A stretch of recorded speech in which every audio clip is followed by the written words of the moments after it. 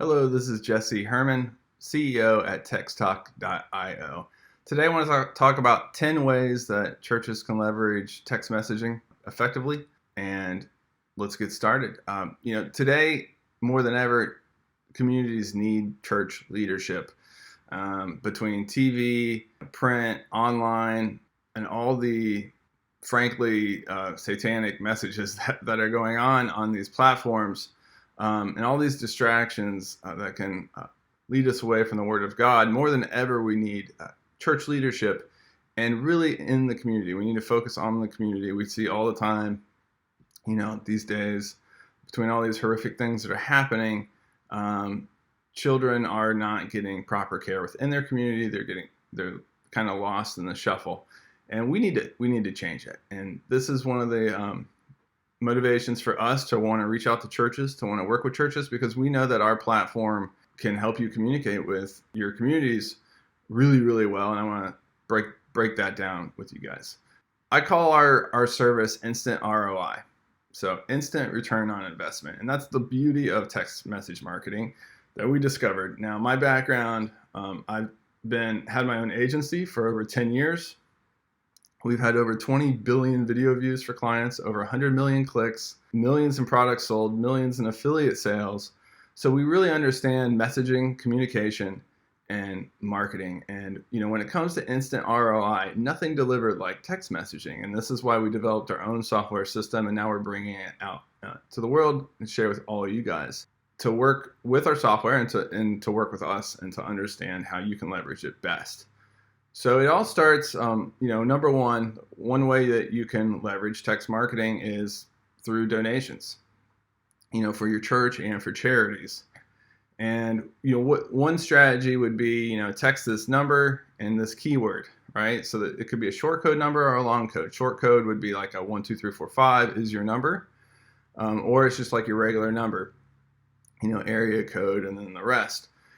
And then you would say, text donation to this number, and then they would get a reply that would be a link to where they can donate, either through credit card or maybe PayPal, or, you could send both links to them and this type of thing. So that is the one strategy. So there's two ways to collect donations. One is through the carrier. That's a carrier donation, which would actually be through like AT&T or whatever mobile service they're using. So you can actually collect through their carrier. Let me drink some water there. And the other way is to, collect online. I want to start out, this is the obvious thing, right? Collect donations, help grow your church. But, it's really important because me personally, I don't carry cash. So there's always that awkward moment on Sundays when they're passing around the offering, and I don't have anything to offer, right? So that is, something that this gets around. And if you have a projector or a TV, you can display the number and they can join the list. Once they're on the list, you can actually schedule what time and day. Obviously, Sunday is a great day to do it. That they, a reminder, hey, let's sign up for a weekly or monthly donation. Thank you very much. This sort of thing. And so, it is 33% of the population in America prefers to pay online. So you're really missing out if you don't have this service active for you. Next up is prayer requests. Obviously, prayer requests, super important.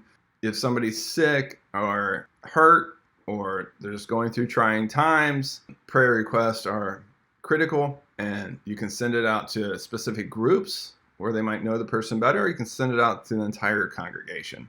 Bible passages and quotes. This might be kind of following your sermon.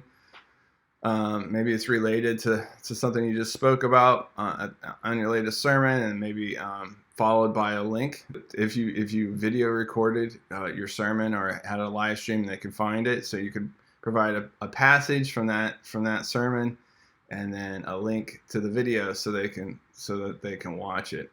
Announce events and reminders. So we have a scheduler. So you can schedule in all your text messages, and months in advance, and then they will just go out as needed, and it makes everything super easy and automated, and definitely the way to work. And 98% of the people are going to open the message, and it's an amazing way to communicate. And you're going to see a big uptick in volunteers and attendance when you utilize this properly. Cancellation and schedule changes, again, things happen. Cancellation of events, schedule changes. This is how you can update people on new times so nobody's confused. There's nothing worse than showing up to an event where nobody's there and you're kind of confused. So you can avoid that through text messaging. Next up is sending surveys. So you can make it a bit of a democratic process. Maybe there's a big change that might happen. It's good to get feedback from everybody. What are your thoughts on this? What are your thoughts on that? And then you can make better decisions on how to lead.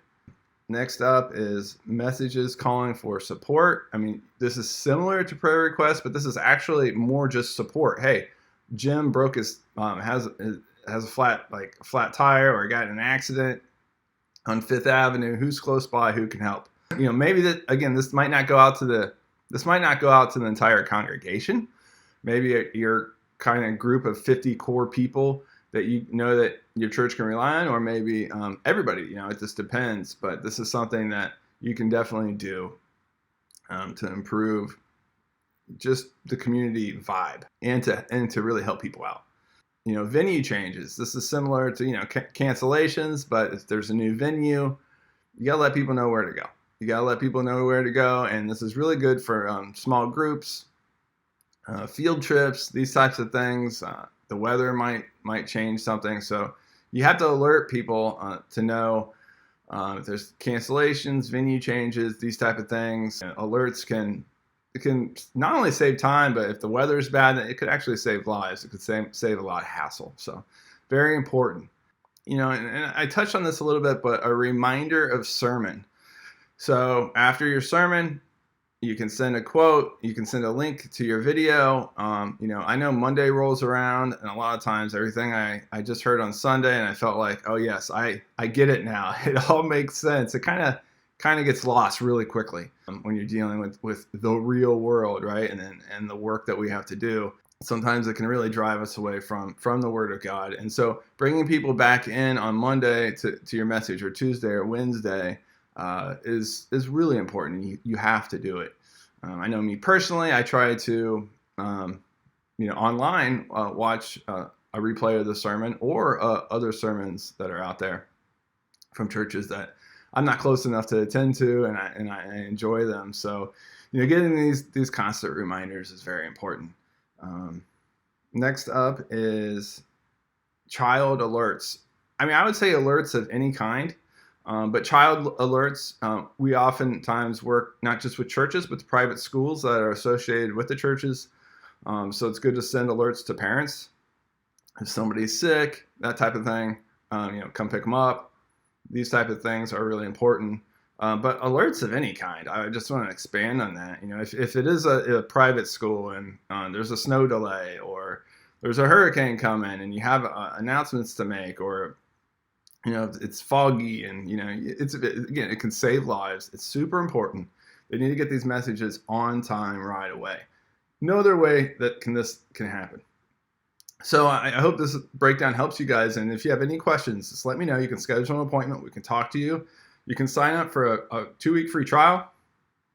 Use our system for free. We don't ask for a credit card or anything. So definitely take advantage of that. We want communities to be stronger. The community needs church leadership more than ever, and we know you're ready to step up to the plate. So this is Jesse Herman, CEO at texttalk.io, and I really appreciate your time, and I look forward to seeing you on the other side. Thank you very much.